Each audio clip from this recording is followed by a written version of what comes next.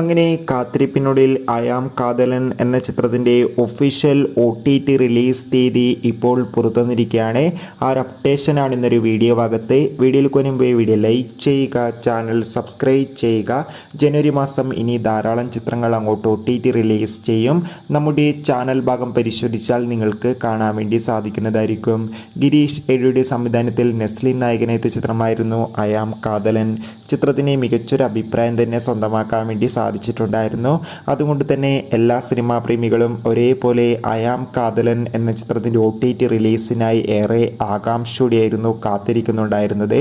Finally ചിത്രത്തിൻ്റെ OTT അവകാശങ്ങളൊക്കെ Manoramax എന്ന OTT platform സ്വന്തമാക്കിയെന്ന് ഒഫീഷ്യലായി confirm ആക്കിയിട്ടുണ്ട്. ഫൈനലി ചിത്രം ഈ വരുന്ന ജനുവരി 17-ാം തീയതി OTT റിലീസ് ചെയ്യുമെന്നും കൺഫേം ആക്കിയിട്ടുണ്ട്. എന്തായാലും അയാം കാതലൻ എന്ന ചിത്രത്തിൻ്റെ OTT റിലീസിനായി നമുക്ക് കാത്തിരിക്കാം. ചിത്രത്തിന് വേണ്ടി എത്ര പേര് കാത്തിരിക്കും തീർച്ചയായും കമൻറ്റ് ബോക്സിൽ രേഖപ്പെടുത്താൻ വേണ്ടി ശ്രമിക്കൂ. അടുത്തൊരു വീഡിയോയിൽ കാണും വരെ ബൈ ബൈ.